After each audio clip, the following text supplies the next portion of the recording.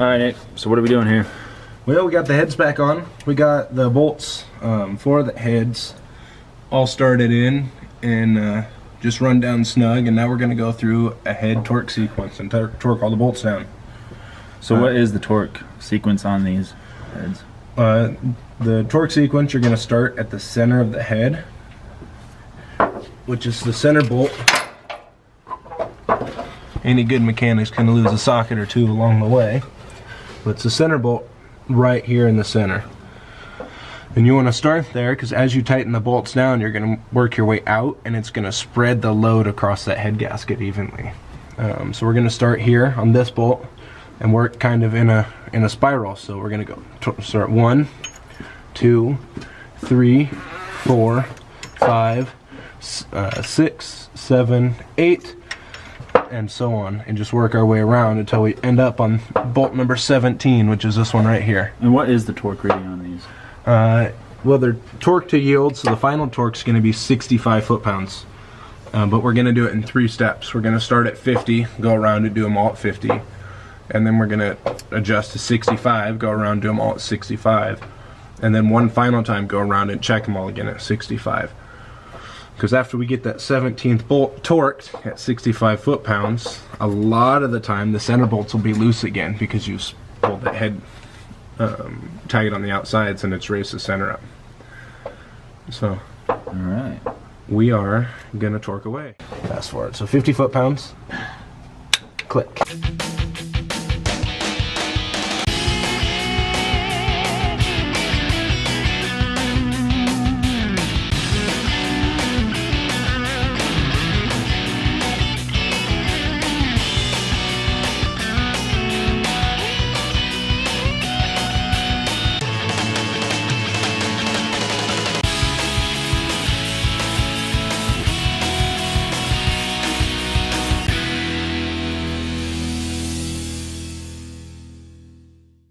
Woo!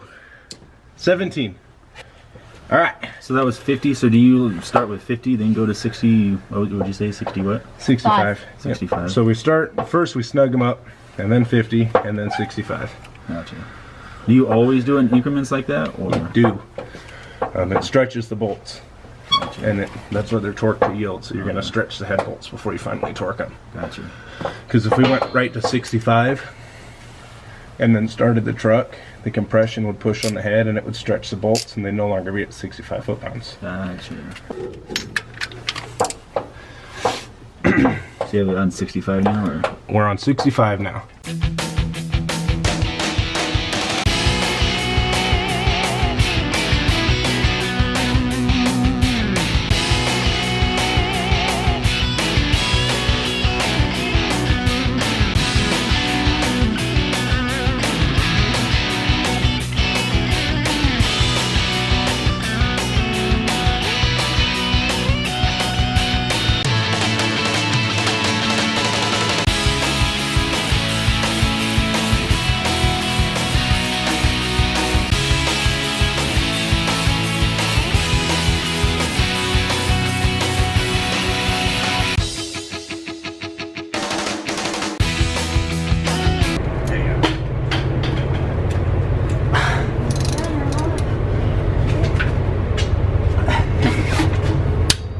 Because you're in a better angle than I am.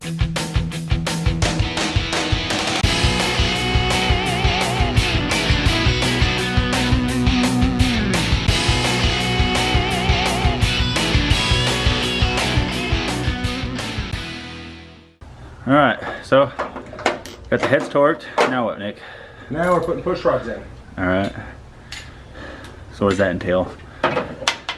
That guy slipping the push rods through the holes on the top of the heads to sit down on top of the lifters. Okay. Pretty easy job. So what do these act as? What do these do? So the push rods sit on top of the cam lobe. Cam lobe's kind of a teardrop shaped thing, and as the cam rotates, the teardrop's going to push up the push rod, which will actually push up the lifter, which pushes the push rod, which pushes on here, and that actually opens the valve into the engine. Gotcha. So you can grab some push rods.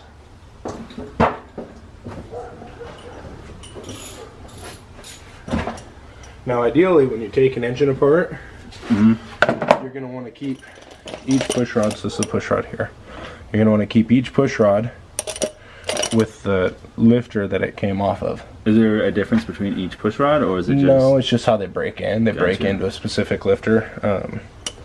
We don't have them labeled, so Just the way it came with them. yeah, we didn't tear it apart. So don't blame me, I just work here.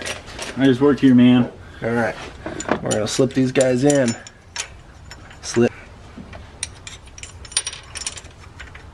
And they just slip in, you don't have to tighten them on, or?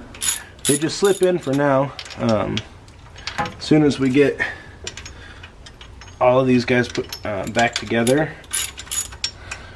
we're going to tighten or set the lash, and that's going to involve tightening the rockers down, because the rockers, if you look on the very top of the rocker, it's got a little divot or a nipple that the lifter sits on the inside of. So when that's sitting in there and then this is tightened down, that holds that to the lifter. Gotcha. And then the lifter's hydraulic, so it fills up with oil pressure, and that presses on the back of it to hold it tight to the rocker. So now I've heard that if you can get different springs, these springs right here, Yes. you can get them either tightened or not tightened, but stiffer. Yes. What's the benefit to that? Well, so when you have stiffer springs, you can do a couple things. One, it's going to snap the valve back shut quicker, because it's going to want to decompress, and the valve's going to spring shut as soon as it can. Right. But it's also going to keep you able to run higher RPMs or more boost, or Gotcha. whatever the specification may be. So if you've got boost or a turbo or a supercharger, that spring is going to have to overcome the boost pressure going into the engine to pull the valve back closed. Gotcha. Okay. Also, having stiffer springs is going to keep you from floating the valves. At higher RPMs, floating the valve means the cam is moving so fast that the cam will come off of the valve, and the valve will stay open by the time the cam catches it the next time. Gotcha. That makes sense? That makes sense.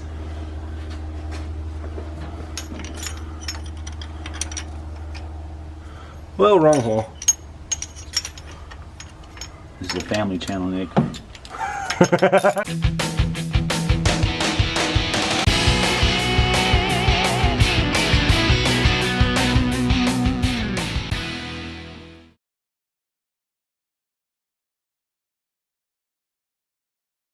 Next thing we're going to do is we're going to grab our intake manifold gaskets and lay those guys down, and I'll show you what those look like here in just a second. Alright, there she is, got the intake set back on.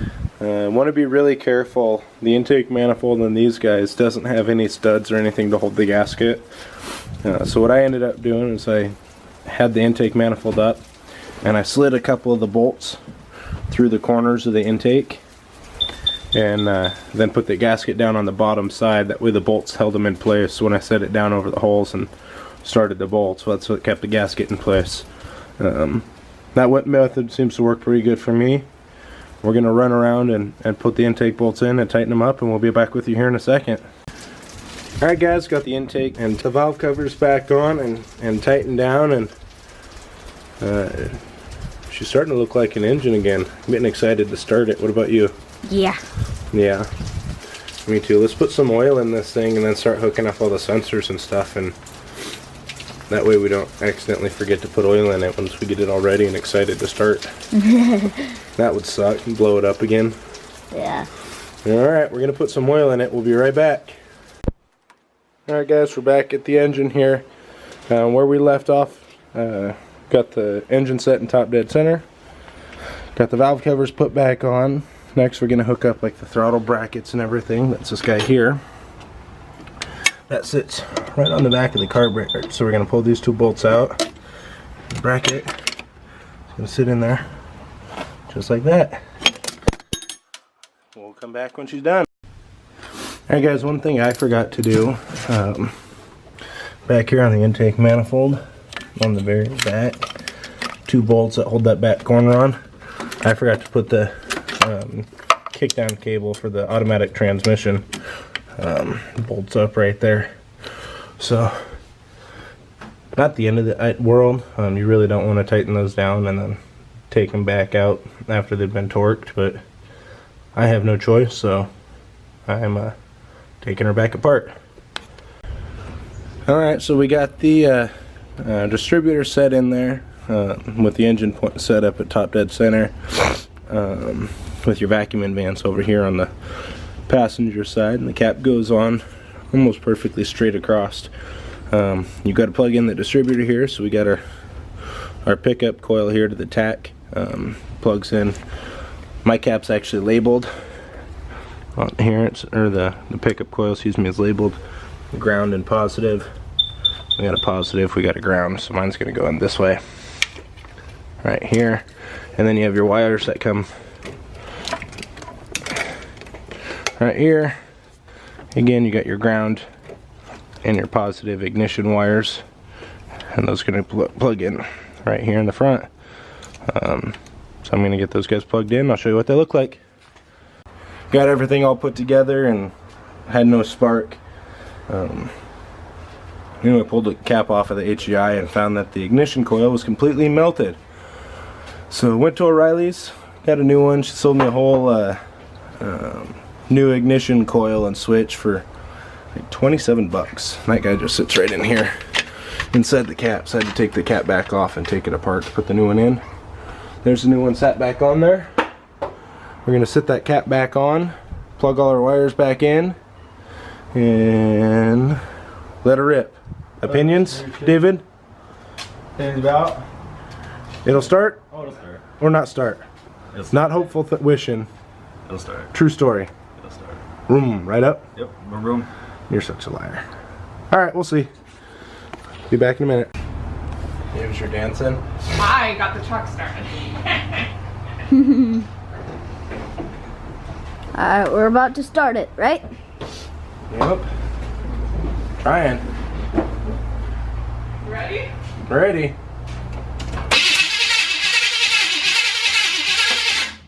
I saw it over there. Try it. Ah! Try it. I said step back. Okay, no. It's starting. That's the fireballs I told you about. Yeah! It's getting. How long do I hold it? Try it again. How long do I hold it? That was perfect.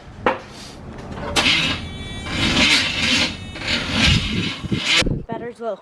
So we just sprayed a crap ton of carb fluid in the truck. Now we're gonna go and give her a shot. Try it.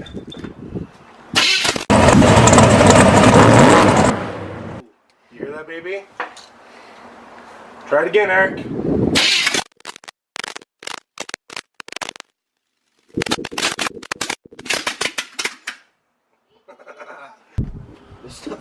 Alright guys, so now that we got her actually running, we heard her, she spit and sputtered, but she finally picked up some RPM. We're going to throw the exhaust on. Alright, got the exhaust sitting back on that side, plug the spark plug wires back in. The headset that we got at O'Reilly is actually really cool. The way these guys work. These are the exhaust gaskets here. You'll put your manifold up on the side of the engine and then start your bolts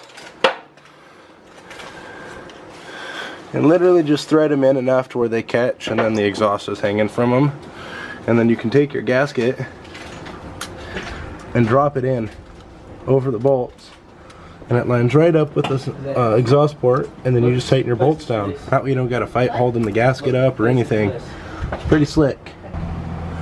No joke, so it's for as easy as I said those exhaust gaskets were. I was setting one in and dropped it into the abyss.